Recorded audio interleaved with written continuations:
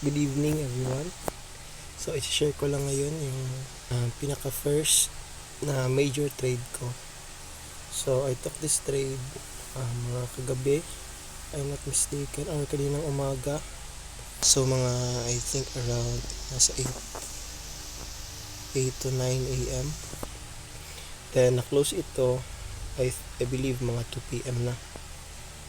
So this is a sell order sa gold US dollar. So ako mismo nagtre-trade lang ako. I mainly focus on gold USD na pair. So syempre maliit lang yung capital, kaya yung 0.01 lang yung tinitrade ko as of now. So dahil dito, I got 100 pips. So nanalo ako ng $10.50. Okay, so let's proceed sa trading views, so, para malaman nyo din yung thought process ko dito. So ang pinaka main na guide ko dito or key level ko dito na ginawa is itong linya na to. Itong linya dito. So gumagamit ako ng fixed range volume profile. So itong line na to is the Sunday Open. So matagal-tagal na talaga itong Sunday Open na to. So dito ko na-plot yung Sunday Open. So the price naglalaro lang sa baba, dito sa baba ng level na yan ng Sunday Open. So naglalaro lang siya dito until such time na dito itong point na to, so nag-breakout siya sa Sunday Open, then abot nitong high na to, then or hindi, so nabot itong high na to, nagka-low dito, then na-reject. So na-reject yung Sunday Open, yung previous Sunday Open, or itong key level na to. So let's just call this the key level. Huwag na nating isali yung term na Sunday Open. So ni-reject siya, yung level na to ni-reject, umakyat ulit yung price, so bumaba ulit sa key level, nag-consolidate ng kaunti, then bumaba naman yung price. So I believe it is July. So July 22, July 23. So naglaro dito sa key level ko yung price.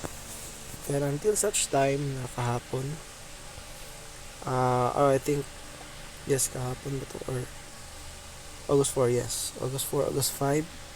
So from here bumalik yung price ng gold sa key level.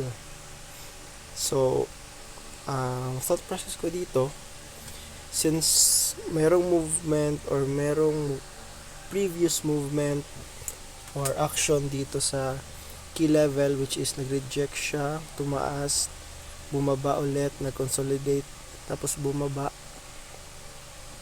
So naisip ko dito na baka meron na namang possible rejection na mangyari dito. So ang bias ko talaga dito is sell, right? So yung key level na to, tinake ko siya as a resistance level. So ayun na nga, so this is 4 hour time frame. Move tayo sa 1 hour time frame. So from 1 hour time frame, actually dito pa lang, so dito August 4, so natap niya ulit yung key level natin, then na bumaba, medyo nag-consolidate ng kaunti, tumaas, pero hindi na tap yung key level, tapos bumaba ulit. Pero dito ititake ko na sana to, kasi ang pagkakita ko dito, ito at ito double tap na, pero hindi ko lang tinake kasi parang nakukulangan ako sa confirmation. So hinayaan ko na tong setup na to. The next is dito na naman. So kahapon bumalik ulit yung price at tinamaan at nag-extend pa yung price, no, sa key level, pero bumalik din naman. So nagkaroon lang ng konting fake out pataas, tapos siguro dito na part na to tinake out yung mga nag place order or mga nag stop loss na liquidate lang dito na part, and bumaba siya, nag-consolidate ulit. So until such time na pumunta siya dito. So let's go to the 15 minute time frame. Yan.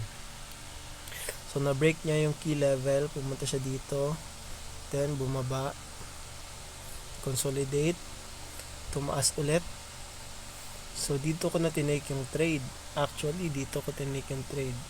So sa portion na to, dyan sa may malaking candlestick na pula, dyan ko tinake talaga actually yung trade. So thought process ko dito, yun na nga, nagkaroon ng breakout, nagkaroon ng consolidation, karoon ng tumaas siya ulit, tinry niya i-break ulit yung key level pero hindi niya kaya. So ang pinaka logical na move lang dito as for me is pababa na talaga siya, right? So matagal-tagal din to, para few hours ako nagantay, siguro mga 6 hours. So yung risk reward ratio ko is naging 1:22 lang. Originally dito ko isinet yung stop loss ko dito na portion, so I think that's 1:3. But napag-desisyonan ko na since medyo maliit lang yung capital ko, I would prefer to have a 1:1 or a ratio na lang siguro muna, then I will adjust later on as I move forward sa aking mga trade. So pagkahit ng 1:1, nag-manual close order na lang agad ako. So I think for me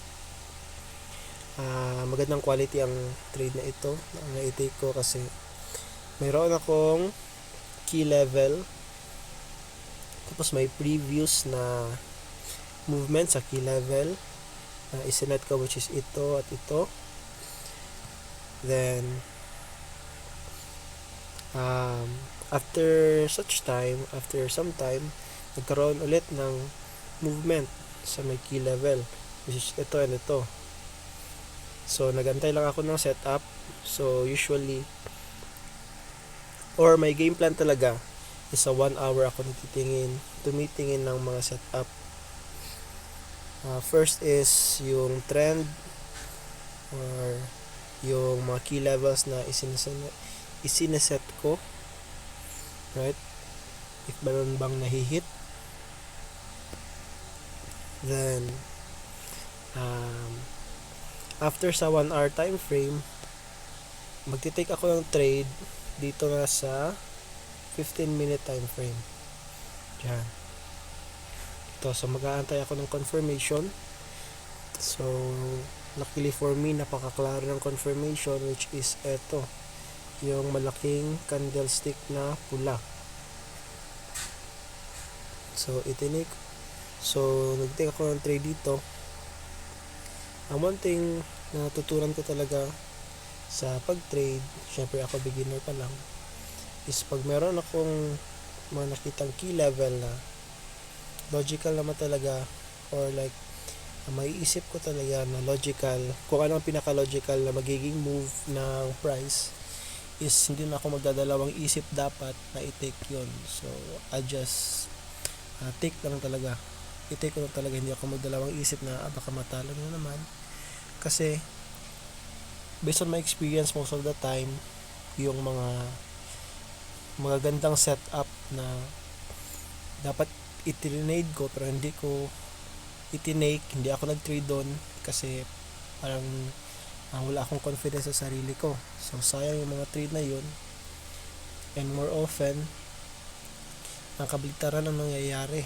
So instead na i-take ko yung saktong, like for example, sell yung pinaka-logical na movement based on my setups.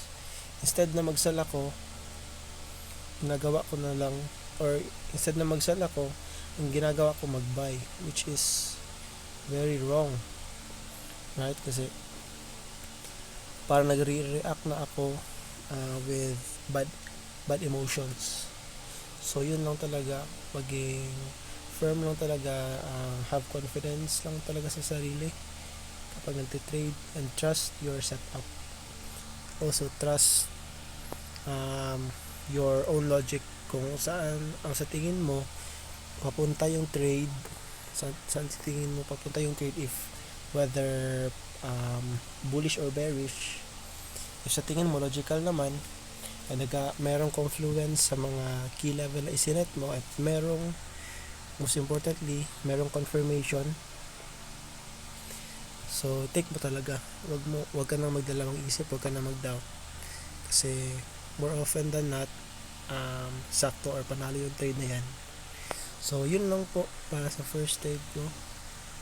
I hope nagustuhan niyo yung kaunting video ko about sa trade ko ito, and I hope na i-follow niyo yung journey ko dito. I have decided to record my trades para makita ko din, or ma-review ko din yung mga thought process ko para sa thought process ko sa mga trades ko. So I take this as a stepping stone also to further improve myself more. So if you want, you can leave a comment down below, so to share your thoughts or to ask questions, maybe makakatulong ako sa inyo. And yun lang po, and good evening. Thank you very much.